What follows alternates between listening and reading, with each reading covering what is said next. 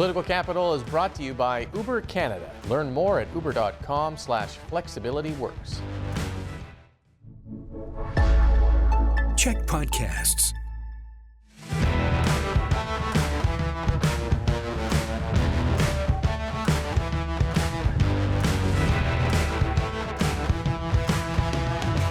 Hey everyone, and welcome to Political Capital, your source for all the latest in BC politics. I'm your host, Rob Shaw, joining you from the CHEK News World headquarters here in Victoria. We were on a break last week, so there is a tsunami of BC political developments crashing down on us here. And to break it all down, we're going to bring in the pod squad, Jeff Ferrier, Jillian Oliver, and joining us this week again, Carlie Pochynok from Hill & Knowlton Strategies. Thank you all for being here. Thank you for joining us this week, Carlie. Thanks for having us. And me. Okay. Yeah.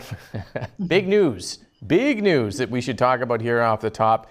The merger talks between BC United and the BC Conservatives have collapsed after the Conservatives rejected an offer by BC United for what's essentially a non-compete deal. They would have protected the 15 incumbent United MLAs and then held a kind of lottery draw to divide up the rest of the ridings, and then the two parties would get back together after the election if they have enough seats to form some type of coalition or confidence and supply government, with the party with the most seats becoming the premier.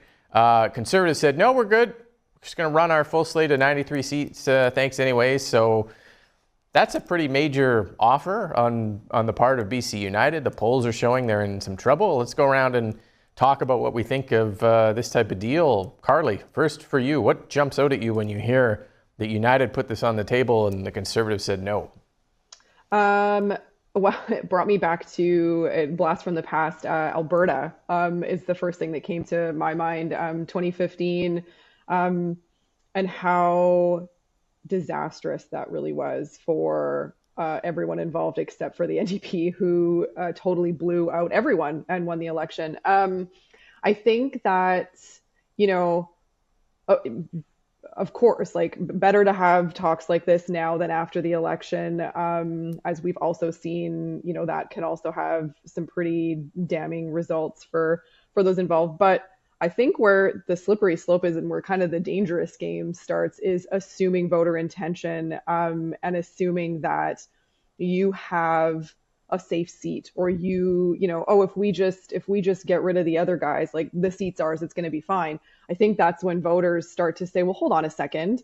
Are you just assuming that, you've made my decision for me behind closed doors? And I think that voting is really special to people. It's a big deal, and it's a right that we have. And I think people like to have that decision made by them, not for them. And so I think these kind of discussions, while they're, should happen, and it's part of politics, bringing it out publicly, I think really, I don't think it's a good idea. And I think it really does more harm than anything else, because you can't assume that anybody's going to vote for you, aside from anything but hard work and good policies. Well, the rationale, according to United, was, they felt this pressure to show their supporters and others they were trying to come to some type of agreement with the Conservatives. Jillian trying to do something to oppose the NDP and not split the vote. But the offer seems like a big concession from United. I don't know. That's how I kind of looked at it. What jumped out at you? I mean, I think it really smacks of desperation on the part of BC United and Kevin Falcon. John Rustad is someone that he booted from the party for his views on climate change. Rustad saying that he doesn't believe that carbon emissions cause climate change.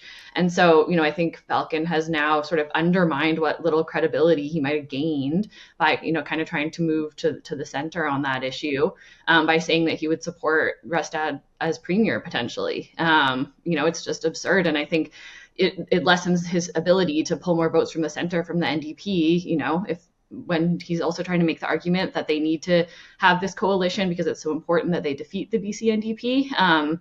It just kind of feels like flailing, and it's inconsistent. And I think, his biggest problem is that voters don't really know who he is or what he stands for, and this only muddies the waters further. Mm-hmm. Yeah, Jeff, what do you think? It's not Robbie Burns Day, but this whole episode reminds me of the his line, the best laid plans of mice and men often go awry. This wasn't supposed to happen to Kevin Falcon and BC United, but what we are seeing here today is confirmation of a seismic shift in the political landscape in British Columbia, made clear by what can only be described, and I agree with Jillian, that it's a desperate last gasp from a once mighty ruling party that, despite 16 years of being in government very recently, finds itself under Kevin Falcon's leadership perilously close to becoming a footnote in history. This revelation of by Kevin Falcon of the deal he put on the table looked less like a press conference and more like a job interview with the private sector than anything I've heard of in recent times. It's the business community that wanted to see the United and Conservatives come together. Both Rustad and Falcon said that out loud, and I think this was. There's no logic to Kevin Falcon talking about how he made an offer and was summarily rejected out of hand by a Conservative party that is the clear alternative to the NDP now, other than he's trying to signal to the business community, I did my best, don't blame me. After the election, when things go awry, please make sure there's a safe landing spot for me. Is there, it also feels like there's a gamble being made here by the BC Conservative Party that they can translate these poll numbers 5 months before an election into actual seats, and B, that they don't make any mistakes between now and then that would imperil that, and sort of how much of a gamble do you think it is from them, Jillian, to say no to what could have been, when you divide up the province that way and you get to pick ridings, and I think the deal was that the Conservatives could have picked 3 ridings for every one that United picked until they kind of reached parity with the 15 incumbent United MLAs whose seats would have been protected. You could have got a Conservative Party with 20 really strong kind of ridings there that they could have won and had a potentially a really strong shot at a bigger caucus than just 2 MLAs, and they said no to that. Is there an element of risk to the Conservatives too? I think there's sort of a bunch of risks and benefits to an agreement for the Conservatives. I think that probably this comes down to a couple of things for them. One, Rustad has got a higher approval rating among voters. Falcon's negatives are very, very low. So he's kind of banking that his popularity is going to, help him more than working with Falcon would. I also think that the polling that's been coming out, we've got tons of polls out, shows that their voter universe, their accessible voters, is much bigger than the Liberals. And there's even one, or the BC United, and there's even one that shows that if the United's not in the picture, that they'd have a chance of forming government. So I think they feel confident. And then I think the biggest element is sort of just, ego and pride. Like I said before, Rustad was booted by Falcon. They obviously don't have a good relationship. Now he's gotten a taste of being a leader and being in the driver's seat. And I think he doesn't want to let it go. And, the polling is sort of giving him cause to believe that that's a good strategy. I think you're right, though. There's a lot of opposition stuff that's going to come out, stuff already coming out. They've already had to have 2 candidates step down for very controversial views. And I think, both BC United and BC NDP are compiling large amounts of dirt on them to release closer to the election time and hopefully do damage to those numbers that they're seeing right now.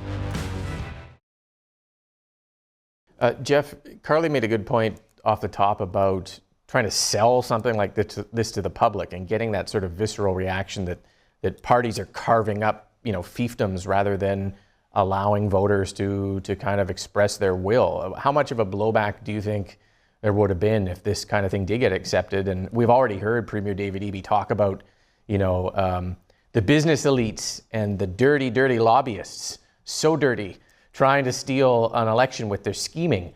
I guess it would have played right into that messaging. Yeah, I hope he was talking about the corporate executives there because, awkward.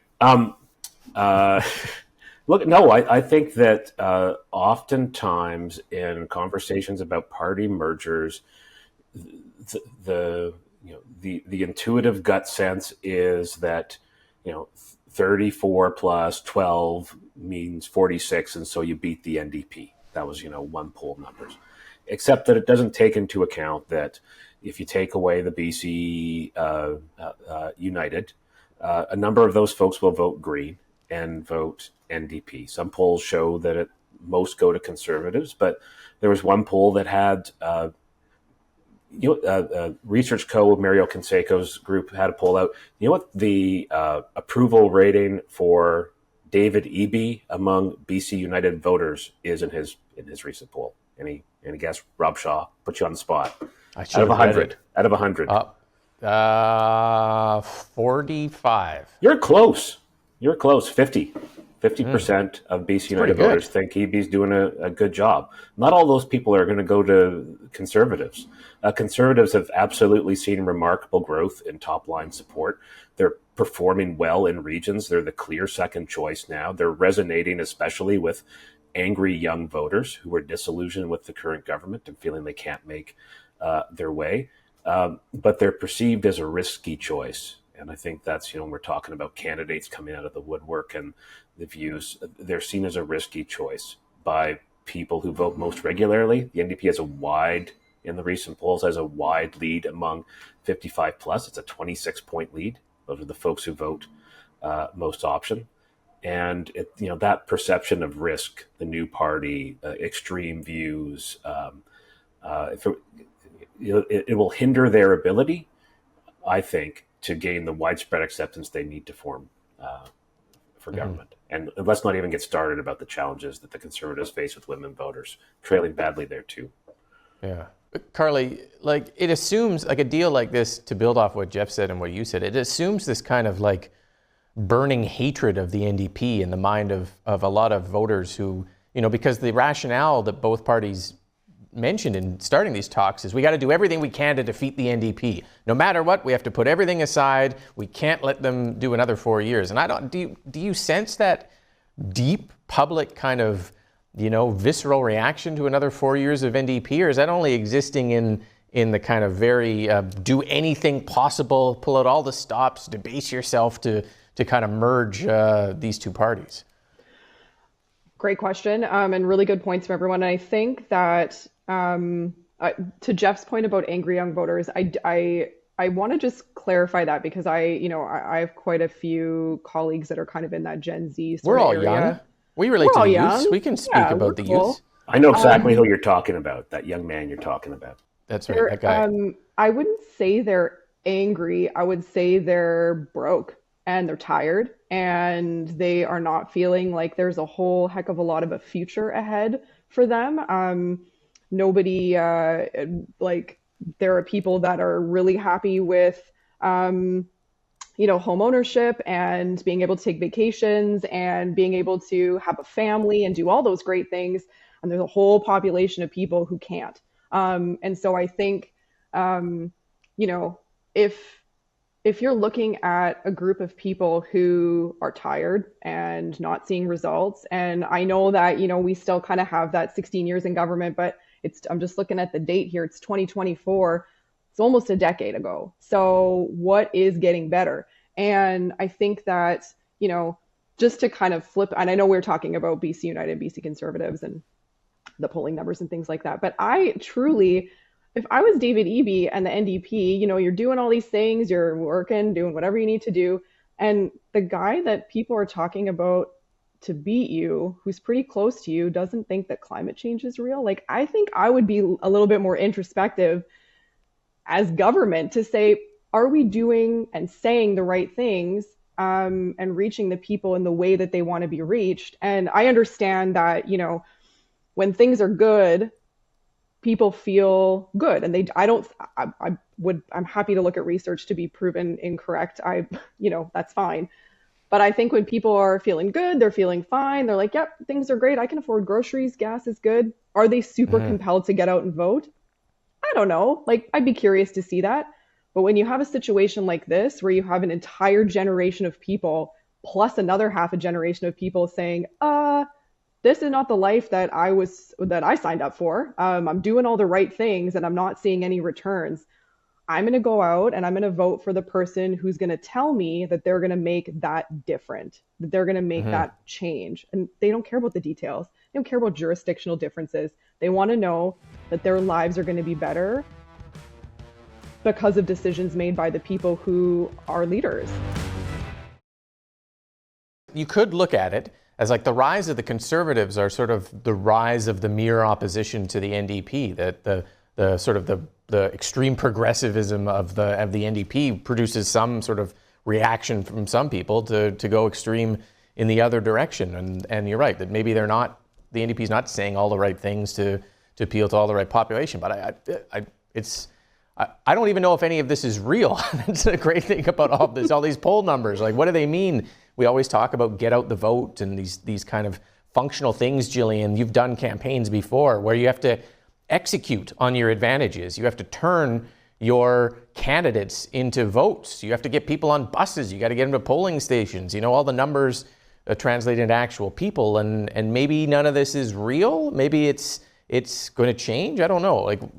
But you're also really good at polling, Jillian. So how do you reconcile those two worlds when we talk about these things? Well, I mean, there's a lot of pieces there. One thing just on the polling is that the polls that we're seeing coming out are about give or take 1,000 people across the province. The pollsters try to take a representative sample, but they don't actually tell us a ton about how each individual riding is going to go, because each of the dynamics in different ridings is so unique. So I would encourage, when voters go to the polls, do your research on your specific riding, because the dynamics are going to be different depending on where you are.